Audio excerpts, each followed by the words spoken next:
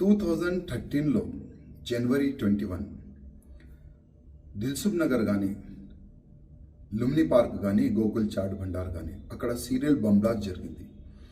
ఆ బంబ్ బ్లాస్ట్లో దాదాపు 150 మంది ఇంజూర్డ్ అయినారు. అదేవిధంగా 18 మెంబర్స్ చనిపోయినారు. ఆ బ్లాస్ట్లో ఎన్ఐఏ పోలీసులు చాలా వాళ్ళకి నా హృదయపూర్వకంగా ధన్యవాదాలు.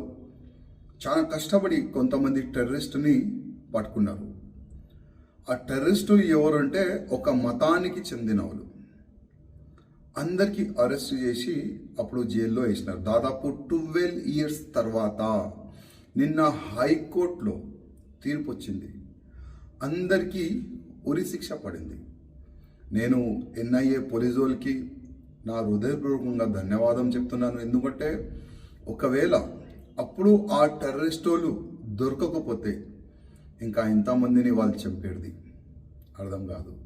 అందుకోసం మన పోలీస్ ఎన్ఐఏలకి మనమందరం కూడా ధన్యవాదం చెప్పే ఇవాళ సమయం వచ్చింది. అదేవిధంగా చాలామంది టెర్రరిస్ట్కి సపోర్ట్గా ఉంటారు. నేను వాళ్ళకి ఒక మాట అడగాలనుకుంటున్నా. ఆ బ్లాస్ట్లో చనిపోయే వ్యక్తులు ఎవరు తెలుసా? చాలా పేదోలు. దిల్సుఖ్ నగర్లో బ్లాస్ట్ జరిగింది. వాళ్ళు సైకిల్లో బ్లాస్ట్, గుడి కాడ బ్లాస్ట్ చేసినారు. అక్కడ ఎవరు నిలబడ్డారు? అక్కడ పేద ప్రజలు. దాంట్లో హిందూ ఉండే, ముస్లిం ఉండే, సిక్ వాళ్ళు ఉండే, ఇసాయి వాళ్ళు ఉండే, అన్ని ధర్మానికి చెందిన వాళ్ళు అక్కడ ఉండే.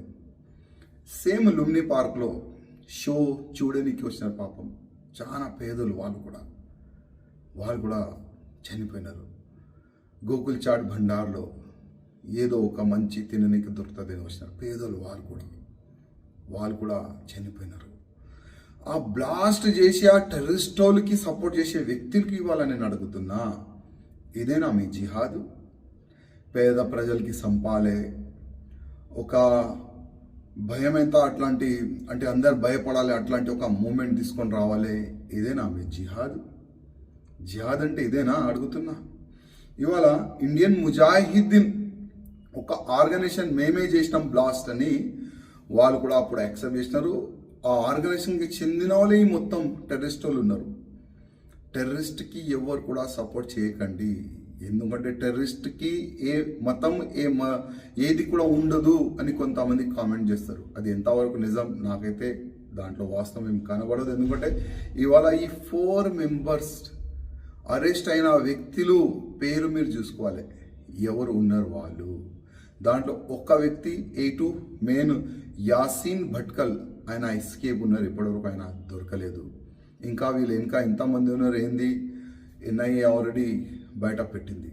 కానీ నేను ఎన్ఐఏ కోర్టుకి రిక్వెస్ట్ చేస్తున్నా, వీళ్ళకి ఉరి శిక్ష వేయకండి. నరి రోడ్ పైన వాళ్ళకి పెట్టి షూట్ చేస్తే చాలా బాగుంటుందని నేను ఎన్ఐఏ పోలీస్ వాళ్ళకి రిక్వెస్ట్ చేస్తున్నా. ఒక అప్లికేషన్ మీరు కోర్టులో వేయాలి.